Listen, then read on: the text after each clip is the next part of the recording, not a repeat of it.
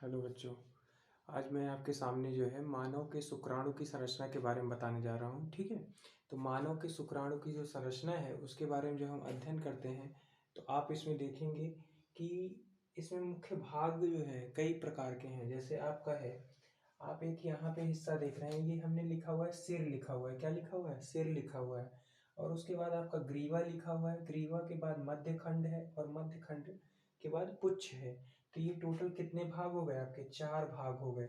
अब इन चारों भागों में आप देखेंगे कि जो 4 भाग हैं, सबसे पहले जो आपका सिर वाला हिस्सा है, क्या है भैया? सिर वाला हिस्सा। तो सिर वाले हिस्से में कुछ और नहीं, आपका क्या होता है, इसमें 2 हिस्से होते हैं। पहला जो हिस्सा है आपका सिर, इसमें क्या है? 2 हिस्से हैं। एक आपका केंद्रीय पदार्थ, एक है आपका केंद्रीय पदार्थ, ठीक है। और एक है आपका दूसरा हिस्सा एक्रोसोम। तो एक्रोसोम जो है ये आपका किससे मिलकर बना होता है? गोल्गी बॉडी से मिलकर बना होता है। किससे मिलकर बना होता है भैया? गोल्गी बॉडी से, ठीक है। फिर उसके बाद आपका दूसरा हिस्सा है केंद्रीय पदार्थ। जो केंद्रीय पदार्थ है इसमें आपका 2 चीजें मिलकर बनी होती हैं। एक आपका है केंद्रक, केंद्रक होता है, और दूसरा आपका क्या है? दूसरा आपका कोशिका द्रव्य है। क्या है? कोशिका द्रव्य है, ठीक है। उसके बाद अब आप आते हैं दूसरे हिस्से पे। दूसरा हिस्सा आपका क्या है? ग्रीवा। क्या है भैया? दूसरा हिस्सा आपका ग्रीवा है। क्या है? ग्रीवा। ग्रीवा या गर्दन। तो ग्रीवा या गर्दन किसी और पदार्थ से मिलकर नहीं, ये आपका जो है सेंट्रियोल से मिलकर बना होता है। किससे मिलकर बना होता है भैया? सेंट्रियोल से। तो सेंट्रियोल क्या करता है? इसको मदद करता है किसमें? इसमें डिवीजन में, विभाजन के दौरान इसको सहायता सहायता देने का कार्य करता है, ठीक है। उसके बाद आपका तीसरा हिस्सा आप देखेंगे, जो तीसरा हिस्सा है वो आपका क्या है? मध्य खंड। तो भैया मध्य खंड, अगर अब हम कहें, ये जो शुक्राणु है, ये शुक्राणु जो है ये क्या होता है? ये गमन जब करेगा, गमन गति करेगा, तो अब गमन करने में इसको क्या चाहिए? ऊर्जा चाहिए। अब ऊर्जा किससे मिलेगी? ऊर्जा आपको जो है आप जान रहे हैं कि कोशिका का ऊर्जा ग्रह किसको, घर कैसे किसे कहते हैं? आपका माइटोकॉन्ड्रिया को कहते हैं। तो माइटोकॉन्ड्रिया वहाँ पे क्या करता है? कोश की श्वसन करता है, जिसके फलस्वरूप एटीपी का निर्माण होता है, ठीक है। तो अब ये जो यहाँ पे आपका मध्य खंड है, ये मध्य खंड वाला जो हिस्सा ये दिख रहा है आपको, ये वाला हिस्सा, ये क्या है? ये आपका मध्य खंड है। क्या है ये भैया? मध्य खंड।